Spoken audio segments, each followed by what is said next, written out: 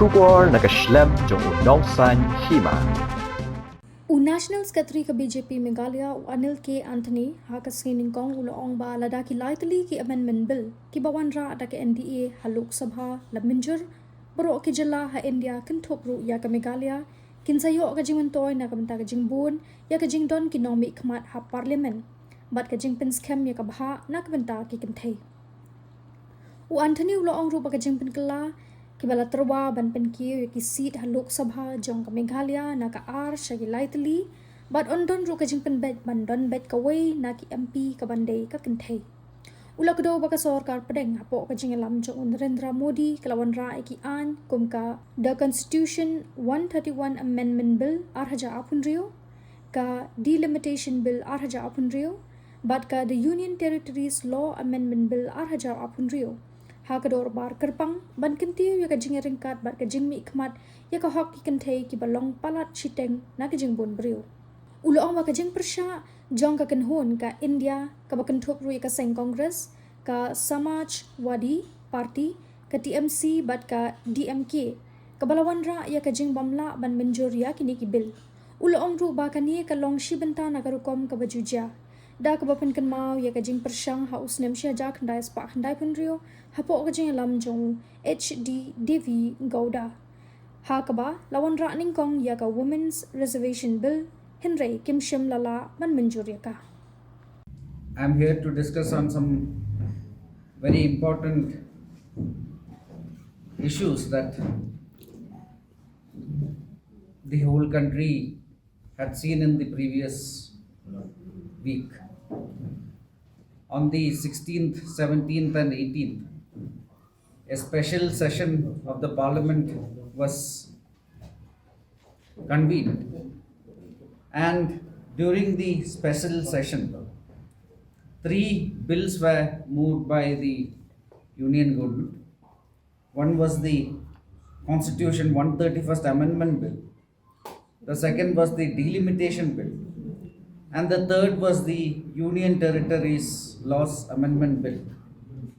All the 3 laws were moved by the Union government led by a Prime Minister with a historic motive to ensure that the women of the country, who constitute more than 50% of our population, gets equality and fairness in our democratic processes. However, unfortunately, in the 2 days where the session took place, the India Alliance members, the Congress Party, the Samajwadi Party, the TMC, the DMK, they all unfortunately sabotaged the bill. And finally, the bill that was moved by our Honorable Prime Minister with the sole intention to ensure justice and fairness and democratic participation for our women, it fell through. This is not the first time these kind of activities have happened, which was led by the Congress Party. There was a track record, a very clear track record of similar happenings in the past also. In 1996, it was the first time where then the Prime Minister, Honorable Prime Minister Devagowdaji's government, where the Women's Reservation Bill was bought by the government for the first time. At that point of time also, the Congress Party that was giving them outside support did not support it, and the bill got sabotaged. Between 1998 and 2003, when the Honorable Prime Minister of India was the Atal Bihari Vajpayee, 4 times the Women's Reservation Bill was moved by the then NDA government.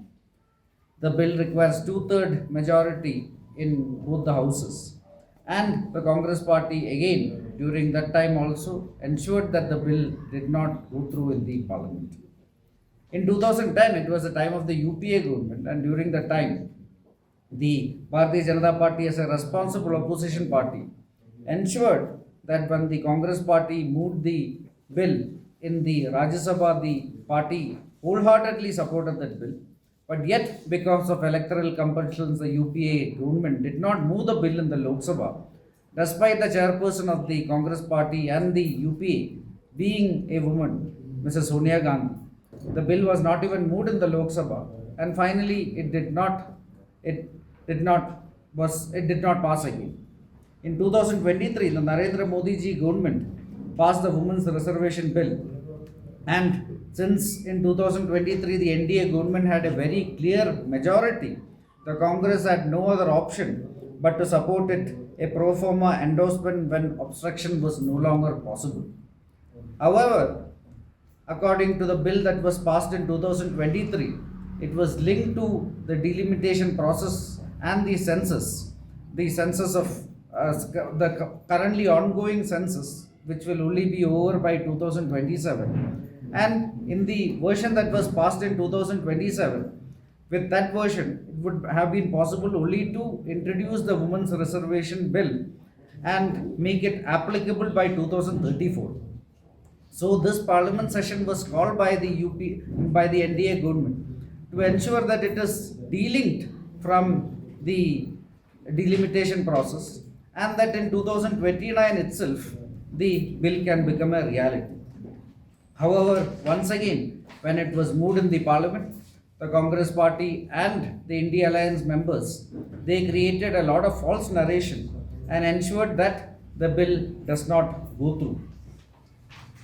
The Honorable Home Minister of India, while answering many of the questions of the opposition, had very clearly mentioned that he and the government is willing to have an amendment of the bill that was moved in the parliament, where no state will lose any existing seats, and every state a 50% increase in state will be done in a equitable manner, so that finally in the newly composed house also the current composition of the parliament will be absolutely maintained. Every state in India, including the state of Meghalaya, would have seen an increase in Lok Sabha seat. Currently, Meghalaya have 2 Lok Sabha MPs. It would have become 3, and it would have ensured that at least 1 out of 3 MPs in the state of Meghalaya also would always have been a woman. Such a opportunity, unfortunately, did not happen because of the negative politics of the Congress party and the India Alliance. The delimitation is a constitutional obligation that has been postponed for a long time, that has led to this serious imbalance in our representation. The current parliament at this moment, there are 545 seats, and the seats and the boundaries have been decided based on the last census that happened in the census that happened in 1971, when India's population was only 54 crore. Now India's population is 140 crore, and the current amendments and the bill that was brought in by the NDA government would have ensured that the current parliamentary realities will be proportional to the existing realities in the country. Existing constituencies to implement, and no parties are against it. I mean, as of now, all the parties are supporting the women's reservation bill, not the delimitation. So why the government did not go by the present existing delimitation without limitation? Thank you for the question. As I had already mentioned earlier, there had been multiple instances in the past when various governments, once by Devagowdaji's government, 4 times by Atal Bihari Vajpayeeji's government, where various governments had tried to bring in the women's reservation bill. But the current opposition that now claims to be supporting the women's reservation bill and delimitation, all those times they raised technical issues and did not support. Now also in 2023, it was almost a unanimous vote, where 400 plus member of parliaments, when compared to 2 against, had supported the 2003 version of the bill. But in the 2003 version of the bill, it was said that the women's reservation will happen after the delimitation process, which will be most likely ending sometime in 2027. And after all the due processes, most likely the women's reservation bill in the 2023 version would have only started from 2034 or beyond. You asked a question which is, why not in the current form? The reasons are many. At this moment there are 545 seats, and in the women's reservation bill, 1/3 of the seats will be reserved for women. there will be a lot of political, even among the opposition itself, the parties that are claiming to support women's reservation bill itself, there will be a lot of lack of consensus when it comes to the seats that need to be reserved, which will again create another technical issue, which will ensure that this bill again won't become a reality. Which is why our Prime Minister and our government had done a methodological analysis and study of the situation. And finally, the Home Minister in the floor of the Parliament had very clearly said that what we are going to do is we are going to increase the number of seats by 50% in every state. For example, the state of Meghalaya got 2 seats, it will become 3. The state of Kerala got 20 seats, it will become 30. The state of Uttar Pradesh got 80 seats, it will become 120. So every state will have a 50% increase in seats, and that new seats will be, or based on the delimitation committee's recommendations, 50% of those, 33% of those seats will be reserved seats. So this way, it will ensure that there is fairness, and it is also representing current realities. Currently, the 545 seats we have, it is based on 1971 census, where India's population was only 54 crore. Now India's population is 140 crore, and in many of the constituencies across India now there are a lot of imbalances because of rise and fall of population in many places. All that would have been corrected right now, and the government was proposing equity and fairness and democratic participation for women, and also the parliament participation based on current realities. Well, BJP has been very vocal about this women reservation bill and all. But when it comes to Meghalaya, we have seen that the party's participation in women participation in electoral politics is equal to none. Because you don't have female MLAs, and in fact you don't have women taking up big position like president, general secretaries and all in BJP. So why this is the difference? Why the party is not giving due respect to women when it comes to electoral politics or when it comes to party organization as set up?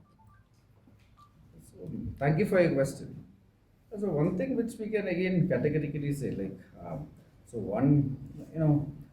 at this moment in Meghalaya, the party only have 2 MLAs, but I'm very sure that many of them contested that they couldn't get elected. I'm in the stage today with 4 or 5 of our senior most women leaders in Meghalaya, and multiple of them had contested last election, and we are very sure that in the coming years we will see more MLAs of Bharatiya Janata Party in Meghalaya, and also many women MLAs in Meghalaya also. And again, I can also very confidently assure you that the Bharatiya Janata Party is the only party in India which actually ensures that there is equitable women's representation among our office bearers also. Our elected representatives is in the hands of the people, and we are going to keep working and ensure that with time we will have multiple women's representatives also in the houses.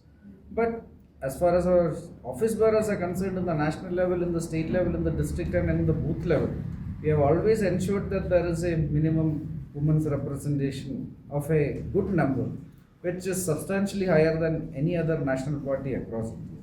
So, and all the levels we have. We are the party with the most number of women MPs. We are the party with the most number of women MLAs across India. We are the party with the most number of women ministers across India. But will you go for women candidate for the Shillong constituency by